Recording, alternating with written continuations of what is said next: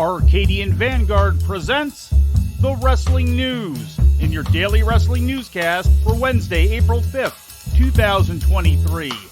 Good morning, I'm Mike Sempervive. We begin today with NXT, which was presented live last night on the USA Network from the Performance Center in Orlando, Florida. In the show's closing segment, Braun Breaker attacked Carmelo Hayes and Trick Williams during an interview segment, seemingly turning heel in the process. Hayes and Williams were in the ring to cut a celebratory promo on Hayes winning the NXT Championship from Breaker at Stand and Deliver on Saturday, when Breaker came out to congratulate the new champion. As Breaker went to leave the ring, Hayes offered his hand, which Breaker initially accepted before attacking both men. What a show of respect. Make some noise for the A champion. Make some noise for the A champion.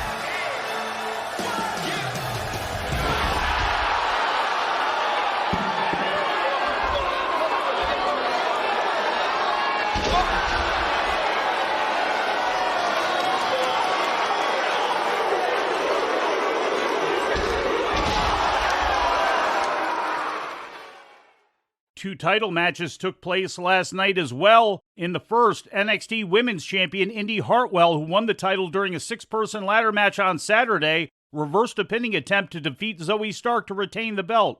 Hartwell had opened the show with an in-ring promo, which Stark had interrupted to challenge her for the match. After Hartwell's victory, Tiffany Stratton came out on the entrance stage for a stare-down with the champion. As the two eyed each other up, Cora Jade attacked Hartwell from behind, laying her out with a double-arm DDT. The other championship match saw NXT North American champion Wes Lee defeat Axiom, pinning him after delivering the cardiac kick to make the sixth successful defense of the title.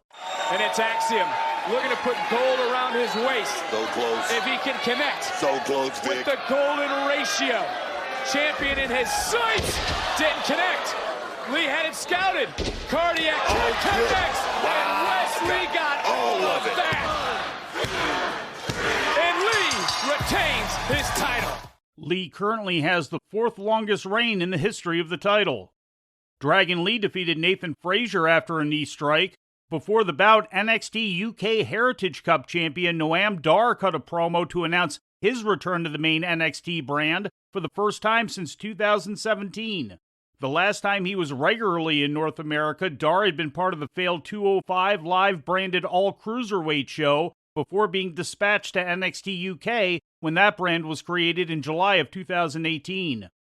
In other matches, Pretty Deadly Kit Wilson and Elton Prince defeated Tony D'Angelo and Channing Stacks Lorenzo when Prince rolled up D'Angelo after running him into an exposed turnbuckle.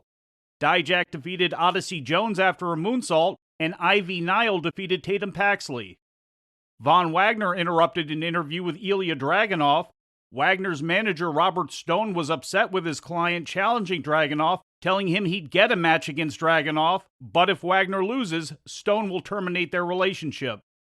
Also announced for next week's television is a rematch for the NXT Women's Tag Team titles, featuring Isla Dawn and Alba Fire against former champions Kiana James and Fallon Henley. In WWE news, Vince McMahon was reportedly heavily and directly involved with the production of Raw on Monday night, according to several online reports, including one from PW Insider. McMahon reportedly had his own office space for the show, as he did for other recent WWE events, and was present on the headset running the show from gorilla position for most of the night, which Fightful Select confirmed. The show went into rewrites 15 minutes before airtime, and changes continued while the show was on the air. These changes were characterized by backstage sources as being different from what was being done under Paul Levesque's recent supervision of the show, and were believed to have come directly from McMahon.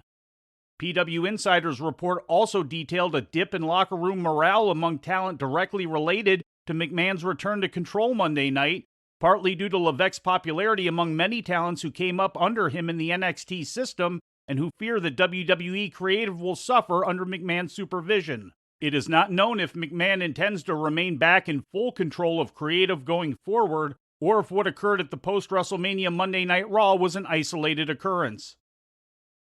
Charlotte Flair is taking another break from the ring after her loss of the SmackDown Women's Championship to Rhea Ripley last weekend at WrestleMania, according to a PW Insider report.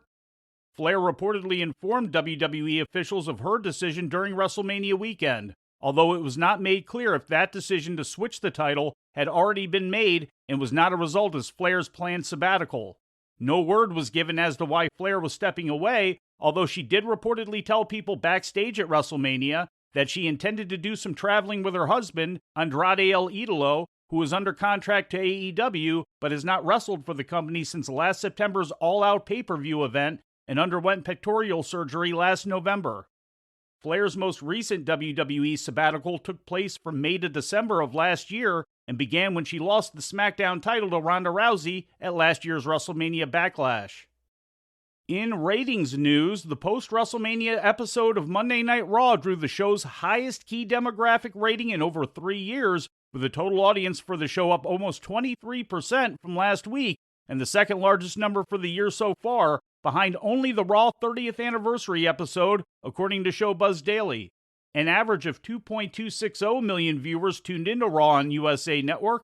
In the commercial-free Hour 1, the audience was 2.471 million, dropping to 2.255 million for Hour 2, and falling again to 2.054 million for the final hour, marking a cumulative loss of 417,000 viewers over the course of the show.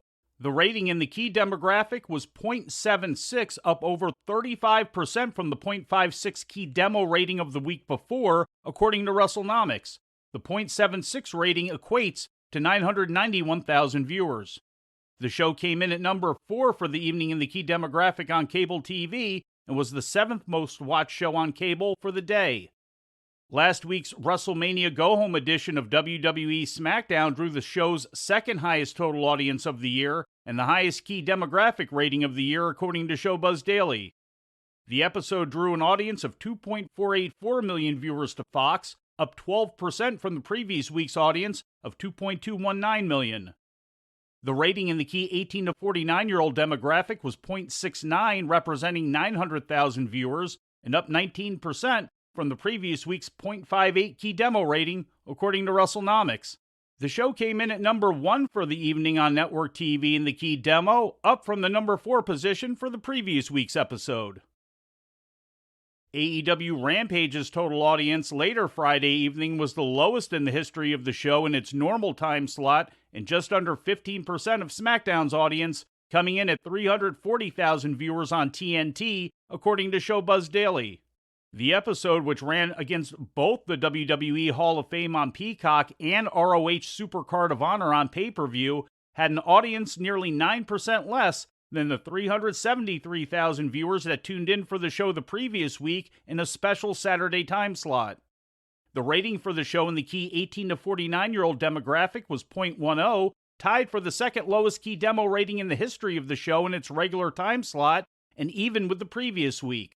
That rating represents 130,000 viewers, according to WrestleNomics.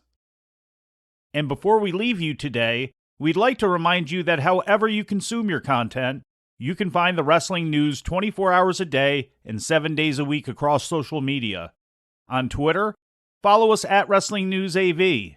Our Facebook page is also Wrestling News AV. The Wrestling News can also be found on the Arcadian Vanguard YouTube page.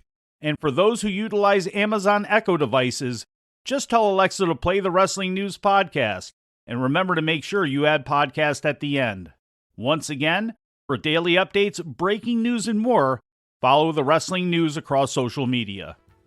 And that's the news for today. If anything happens, we will be here to tell you about it. No clickbait, no paywall, just the Wrestling News. The Wrestling News is a division of Arcadian Vanguard, and the Wrestling Newscast is a production of the Arcadian Vanguard Podcast Network.